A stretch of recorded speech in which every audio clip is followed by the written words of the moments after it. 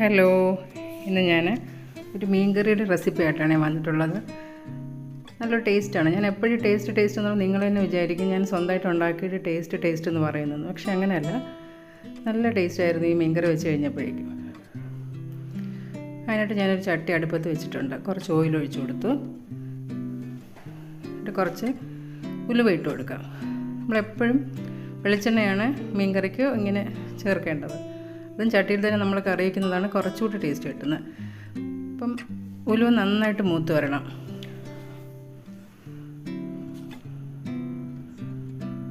ഇനി അതിലേക്ക് ഞാൻ ചെറിയ ഉള്ളിയും കുറച്ച് സവാള അരിഞ്ഞെടുത്തിട്ടുണ്ട്. ചെറിയ ഉള്ളി മാത്രമാണെങ്കിലും നല്ല ടേസ്റ്റാണ്. ഞാനിത് രണ്ടും കൂടെ മിക്സ് ചെയ്താണ് ചേർത്തിരിക്കുന്നത്. ഒരു 10-15 ചെറിയ ഉള്ളി എടുത്ത് ചെറുതായിട്ട് അരിഞ്ഞെടുത്തതാണ്. അതല്ലേട്ട് കിട്ടൊന്ന് വഴറ്റി കൊടുക്കാം.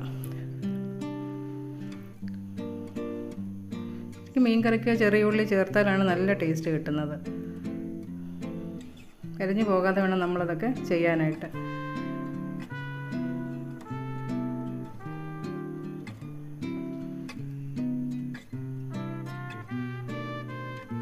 ഇനി അതിലേക്ക് ഇഞ്ചിയും വെളുത്തുള്ളിയും കൂടെ ചതച്ചെടുത്തതാണ്. നിങ്ങൾക്ക് വേണമെങ്കിൽ അരിഞ്ഞെടുക്കാം. ഞാനത് ചതച്ചെടുത്താണ്. അത് അതിലേക്ക് ചേർത്ത് കൊടുക്കാം. ഞാൻ ആദ്യം അത് ചേർക്കാത്തത് അത് അടുക്കി പിടിക്കും. അതുകൊണ്ടാണ് ആദ്യം ഉള്ളി ചേർത്തതിന് ശേഷം ഇത് രണ്ടും ചേർത്ത് കൊടുത്തത്. എല്ലാം കൂടെ ചേർത്ത് നന്നായിട്ടൊന്ന് വഴറ്റി കൊടുത്തേക്കാം.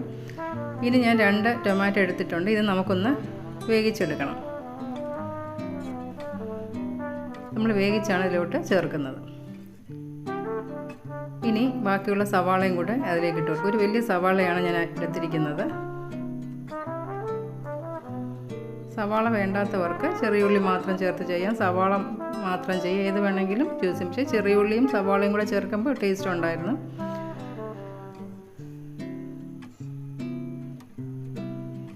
നിങ്ങളെല്ലാം ഇതുപോലെ ആയിരിക്കും മീൻകറി വെക്കുന്നത്.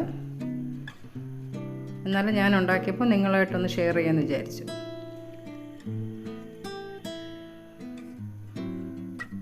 നന്നായിട്ട് മൂത്ത് വന്നിട്ടുണ്ട്. ഇനി നമുക്ക് അതിലേക്ക് പൊടി ചേർത്ത് കൊടുക്കാം. ഞാനിവിടെ 3 സ്പൂൺ മുളക് പൊടിയാണ് ചേർത്തിരിക്കുന്നത്. കാശ്മീരി മുളകാണ്. സാധാരണ മുളകാണെങ്കിൽ ഒന്ന് എരി കുറയ്ക്കാനായിട്ട് 2 സ്പൂൺ ചേർത്താൽ മതി. ഇനി അതിലേക്ക് മഞ്ഞൾപ്പൊടി ചേർത്ത് കൊടുക്കാം.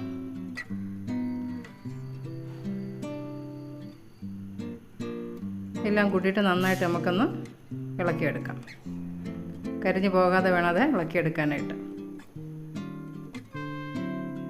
ഫ്ലെയിം കൂടുതലാണെങ്കിൽ നമ്മളൊന്ന് കുറച്ച് കൊടുക്കണം. മുളക് പൊടി കരിഞ്ഞു പോകാതെ വേണം അതൊന്ന് വഴറ്റി കൊടുക്കാനായിട്ട്.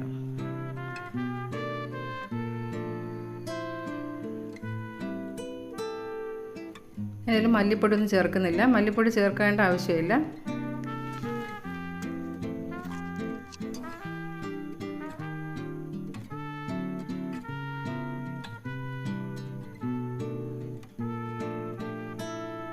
ഇനി അതിലേക്ക് ഞാൻ മിക്സിയിലാണ് അടിച്ചെടുത്തിരിക്കുന്നത് നമ്മുടെ ടൊമാറ്റോ. അത് അതിലേക്ക് ചേർക്കാം. വെള്ളമൊന്നും ചേർക്കാതെ 2 ടൊമാറ്റോ നന്നായിട്ട് വേവിച്ച് തൊലി കളഞ്ഞതിന് ശേഷം ഞാൻ അരച്ചെടുത്തതാണ്. അത് അതിലേക്ക് ചേർത്ത് നന്നായിട്ടൊന്ന് വഴറ്റി കൊടുക്കാം.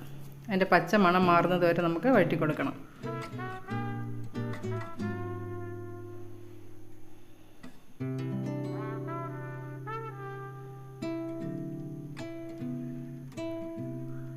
ഇതെല്ലാം നമ്മൾ ചെയ്യുമ്പോഴേക്കും കരിഞ്ഞു പോകരുത്. അത് പ്രത്യേകം ശ്രദ്ധിക്കണം. ഇനി അതിലേക്ക് ഞാൻ പുളിയാണ് എടുത്തിരിക്കുന്നത്. കുടംപുളി ഉണ്ടെങ്കിൽ അതിട്ട് കൊടുക്കാം. ഞാനിത് സാധാരണ പുളിയാണ് എടുത്തിരിക്കുന്നത്. അതൊന്ന് ചൂടുവെള്ളത്തിലിട്ടൊന്ന് ഇതാക്കിയതിന് ശേഷം നമുക്കൊരു അരിപ്പയിലോ അല്ലെങ്കിൽ പിഴിഞ്ഞ് അതിലോട്ട് ഒഴിച്ചു കൊടുക്കാം. കുടംപുളി എടുക്കുന്നെങ്കിൽ കുറച്ച് വെള്ളത്തിലിട്ട് ഒന്ന് തിളപ്പിച്ചതിന് ശേഷം അത് അതിൽ ഒഴിച്ചു കൊടുത്താലും മതി.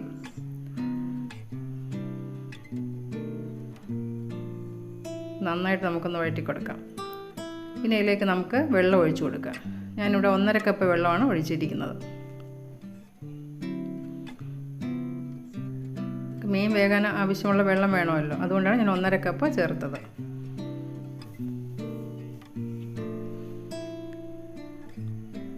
ഇനി അതിലേക്ക് കുറച്ച് കരിവേപ്പില ഇട്ട് കൊടുക്കാം. മീൻകറിക്ക് കരിവേപ്പില ഇല്ലാതെ എന്തോ ടേസ്റ്റ് അല്ലേ? കരിവേപ്പിലയാണ് അതിൻ്റെ ടേസ്റ്റ്.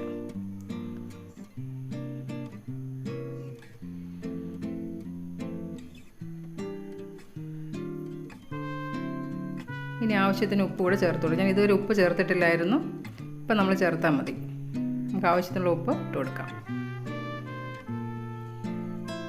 എല്ലാം കൂട്ടി നന്നായിട്ട് നമുക്കൊന്ന് ഇളക്കിയെടുക്കാം. ഇനി ഞാനിവിടെ എടുത്തിരിക്കുന്നത് ചൂര മീനാണ്. അത് നന്നായിട്ട് കഴുകി വൃത്തിയാക്കി വെച്ചതാണ്. ഇനി ഓരോ പീസായിട്ട് എടുത്ത് നമുക്ക് അതിലോട്ട് ഇട്ട് കൊടുക്കാം. ഏത് മീൻ വേണമെങ്കിലും നമുക്കിതുപോലെ കറി വയ്ക്കാം. ചൂരയും അയലയൊക്കെയാണ് കുറച്ചുകൂടെ ഇങ്ങനെ വെക്കുമ്പോൾ ടേസ്റ്റ് കിട്ടുന്നത്. ചാറ് കൂടുതൽ വേണമെന്നുള്ളവർ കുറച്ചുകൂടെ വെള്ളം ഒഴിച്ചുകൂടെ, കാരണം ഈ വെള്ളം വറ്റി വരും. ഈ ചട്ടിയിലിരുന്ന് തന്നെ അതൊന്ന് വറ്റും. നന്നായി തിളച്ച് കഴിയുമ്പോൾ നമ്മൾ ചട്ടിയിലാണത് വെക്കുമ്പോഴത്തേക്ക് നന്നായിട്ടതൊന്ന് വെള്ളം വറ്റി വരും. അപ്പോൾ നമുക്കിത് ആവശ്യത്തിന് ഈ വെള്ളം മതി.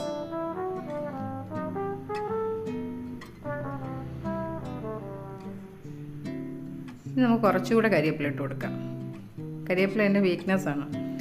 ഇനി നമുക്കതൊന്ന് അടച്ച് വെച്ച് കൊടുക്കാം.